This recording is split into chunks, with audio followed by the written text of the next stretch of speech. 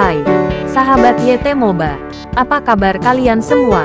Semoga kalian semua dalam keadaan sehat. Amin. Sebelum melanjutkan ke ceritanya, jangan lupa tinggalkan like, komen, dan subscribe.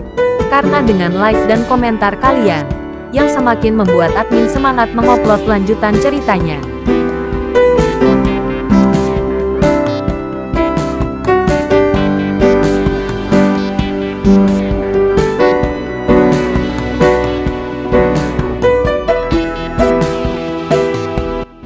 Episode 511. Kisah Ariel, anak bos besar yang berpura-pura culun. Pernahkah Anda melihat ini? Inilah posisi saya di pusat bumi. Tidak ada yang akan optimis tentangmu. Mereka hanya akan menerima begitu saja bahwa kamu harus mati di tanganku. Yuri dengan bangga membuka tangannya, menikmati kemuliaan dikelilingi oleh semua orang, dengan senyum nakal di wajahnya. Ariel meletakkan tangannya di tanah. Mati rasa yang dibawa oleh arus listrik belum hilang, dan Yuri sudah berjalan ke arahnya selangkah demi selangkah. Jika tidak bisa berdiri, dia benar-benar akan mati di tangan Yuri. Kamu, sungguh, menurutmu begitu? Ariel berkata dengan gigi terkatup, bahkan tergagap saat berbicara. Bukankah kamu pikir kamu adalah lawanku? Yuri menyeringai menghina. Ariel menarik napas dalam-dalam, dan berteriak karena keengganan. Kakeknya masih belum dia temukan. Kauri masih menunggunya. Bagaimana bisa mati di sini? Aku tidak bisa mati. Benar-benar tidak bisa mati di sini. Ariel terhuyung dan akhirnya berdiri. Tetapi dalam kondisinya saat ini, bahkan jika dia berdiri, di mata semua orang, itu hanyalah perjuangan yang sekarat. Pedro di luar sangkar besi melihat pemandangan ini. Dia tidak bisa menahan nafas lagi. Dia sangat tidak rela hati. Jika dia kalah karena kekurangan kekuatan, maka dia harus menerima nasibnya karena dia tidak berguna. Tetapi keadaan saat ini adalah karena campur tangan pusat bumi. Baru pada saat itulah situasi pertempuran berubah dan Ariel tewas. Bahkan sebagai pengamat, dia tidak bisa menerima akhir seperti itu. Mengapa penjara bumi melakukan ini? Mengapa kamu harus membunuhnya? Tangan Pedro yang memegang jeruji besi memutih, mengungkapkan kemarahannya yang tak berujung saat ini. Melihat ini, Rizal dengan cepat mengingatkan Pedro, tenang, jangan dibenci oleh pusat bumi karena dia. Bukankah kamu mengatakan akan membawaku keluar? Misi Pedro di sini, serta nilai Rizal sendiri. Dia sendiri sama sekali tidak menyadarinya. Dia hanya tahu bahwa Pedro akan membawanya untuk melarikan diri dari penjara. Jadi semua harapannya ada pada Pedro, membuat Pedro tidak proporsional. Kalimat ini sedikit menenangkan Pedro. Dia datang ke pusat penjara bumi. Selain menantang dirinya sendiri, tugas yang lebih penting adalah mencari tahu keberadaan kakek Ariel. Sekarang tidak ada berita, dan kejanggalannya. Jangan khawatir. Aku tidak akan menyinggung hati bumi karena dia, kata Pedro itu dengan ringan. Saat ini, Yuri di lapangan tiba-tiba bertanya kepada para tahanan di sekitarnya. Bagaimana kamu ingin melihatnya mati? Petik 2. Patahkan lehernya secara langsung. Putuskan tangan dan kakinya dulu. Biarkan dia melihat seberapa kuat dirimu. Jangan diselesaikan terlalu cepat dia. Biarkan dia cukup menderita. Biarkan orang ini berlutut di tanah dan memohon belas kasihan. Semua pihak mengekspresikan ide mereka. Yuri berpikir sejenak dan berkata kepada Ariel, ide mereka sangat bagus. Tapi aku lebih suka aku melihatmu berdarah. Tahukah kamu bagaimana rasanya berdarah di dalam? Kudengar perasaan darah yang mengalir di tubuh adalah yang paling menyegarkan. Alasan mengapa Yuri berani berbicara begitu banyak omong kosong dengan Ariel adalah karena dia tahu berapa lama setrum akan membuat Ariel mati rasa. Menghitung waktu untuk memberi Ariel pukulan fatal. Tepat setelah kalimat ini selesai, Yuri tiba-tiba mengangkat tinjunya dan mengayunkannya ke arah dada Ariel. Meskipun Ariel telah berdiri, dia membungkuk, tampaknya belum dalam kondisi terbaiknya. Di mata semua orang, pukulan Yuri sudah cukup untuk melukai Ariel secara serius atau bahkan membunuhnya. Tetapi Ariel juga melontarkan pukulan. Orang ini masih ingin berjuang. Itu konyol. Dia berani melawan Yuri dengan kekuatannya. Dia benar-benar pendatang baru. Dan dia tidak tahu seberapa kuat Yuri.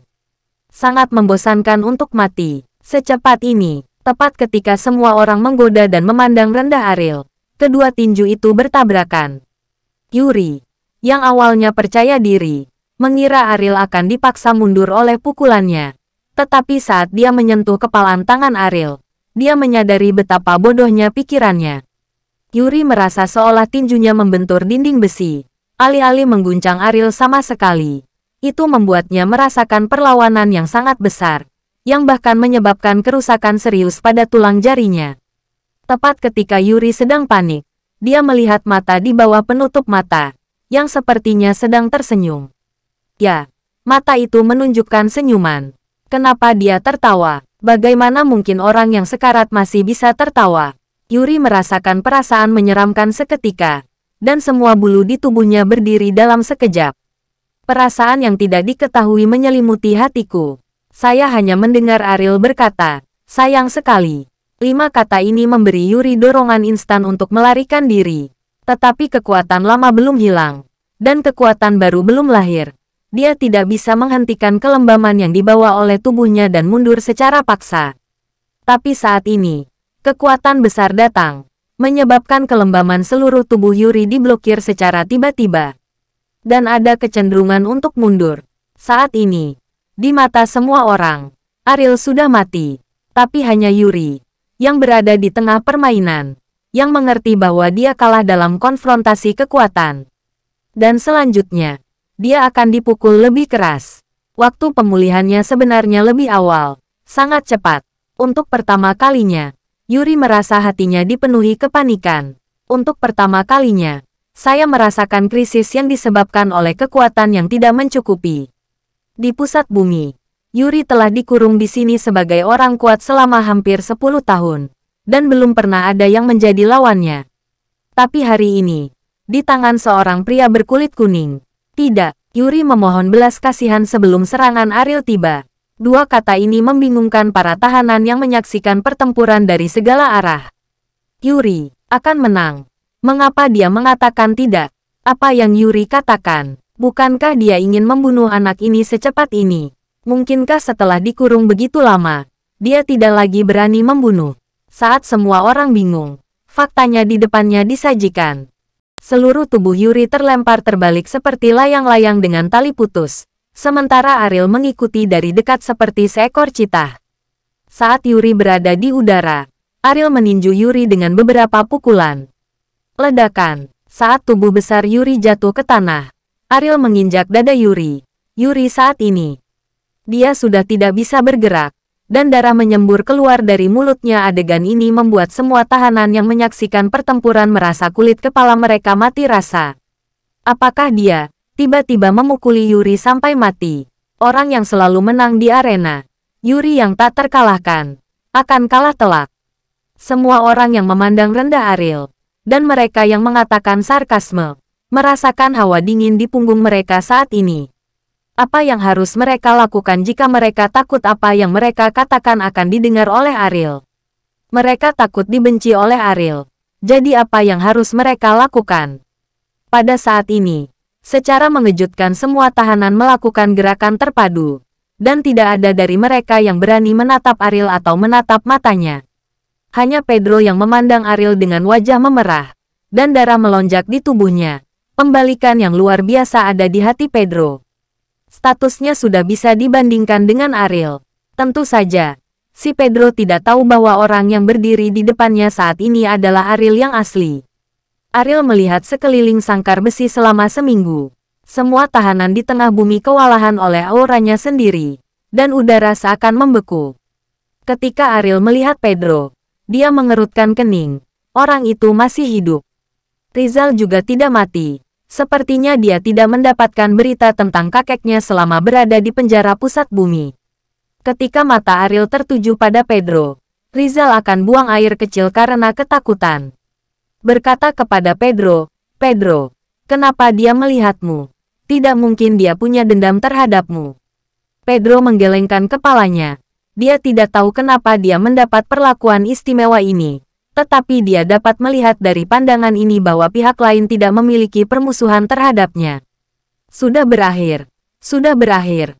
Apakah dia mendengar apa yang aku katakan tadi? Apakah dia akan membalas dendam padaku? Rizal berkata dengan panik, hampir menangis. Pedro menarik napas dalam-dalam. Rizal, seorang idiot, menakuti dirinya sendiri. Di lingkungan yang begitu bising, bagaimana mungkin kata-katanya didengar oleh orang ini? Tapi apa alasan dia terus menatap dirinya sendiri? Saat ini, Yuri berjuang untuk bergerak di bawah kaki Ariel, tetapi dia tidak mati. Tentu saja Yuri tidak mati, bukan karena Ariel tidak bisa membunuhnya, tapi karena dia tidak mau. Bersambung.